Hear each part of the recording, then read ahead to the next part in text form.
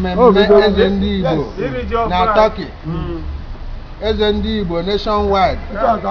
Home and abroad. Onye ejọ. Asị na ọkụ agụrụ enweta n'aka adị elekwe.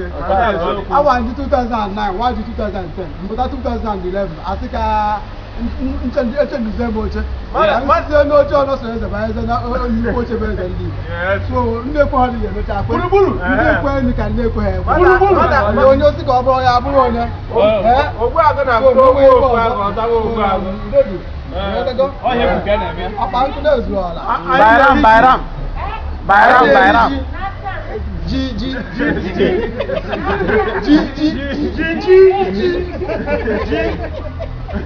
So n'onwe ebe ọzọ abụ na ndị Igbo ka Jehova maa amara ihe niile gazi ọfụma. Ọba biko kwakana anyị ebumnobi gị na ndị Igbo nọ n'Istanbul. Ibe mere n'ime ebe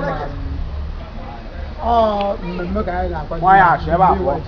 Habla. Anyị na-ekele Chineke n'ihe ọma ọ na-emere anyị. Yo, que es medio. Nasu. Ya mere o ji were n'ụbọchị nke taa anyị wesịrị ewe nke a wee kelee Chineke n'ihe ọma na-emere anyị n'oge mmemme ji anyị eri dị ife a ụmụnne m welecha anyị wee sị na ebe mma were ememe omenala azụ onye ochi onye ori ya dị ụwa ọzọ na ndị ori ya dị kọmite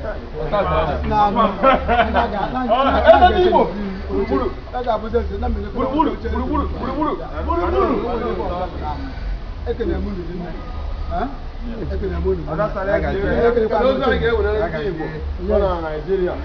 ga-ewere anyị agwa ha bụ na nwa ihe ọzọ bụ na anyị nọkwa n'obodo oyibo na-emewekwa nke anyị o ji gosikwa na ihe a na-emekwa n'Igbo ka anyị na-ekwu ebe ọ bụla anyị nọ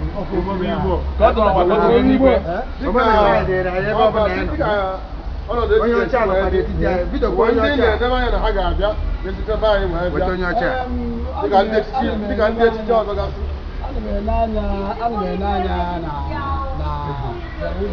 ndị mmadụ ga-abịacha ma ndị ya esibe anyị wee bịa ga-adịbacha maka na ọ bụrụ ọrịrị ka aka Lọọlụ gị ga-abịakwa. lọọlọ m ga-enwe ya adịkwa bụ Osodi eme. osodi eri akụ osodi ahazi akụ ihe niile bụ osodi ahọzụlụ. soro anya Ebe a. ịnekwa anyị ga-afụ na kọmpani osebisa bụ my company onwe m ọ my own company n'obodo oyibo dị ihe niile na-aga ọfụma n'anya na-aga ọfụma n'anya na ekele Jehova maka na afọ a maka na afọ ndị gara aga Tata ka ụnyaahụ mma. tata ka nyaa mma Ndị be anyị na-afụgo na nke a bụ nkwadobe iri ji. nekwe my manager na onwe ya bụ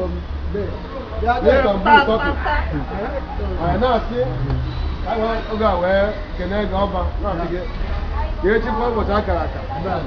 Ụbọchị akara aka adịghị eri ngwụrọ. Na-asị gị udo dịrị gị. Ụgwọ ndị na-achị. N'aha Jizọs. ọgba nkụ n'izu ala soro n'efe ọzọ Eze ndị Igbo to be.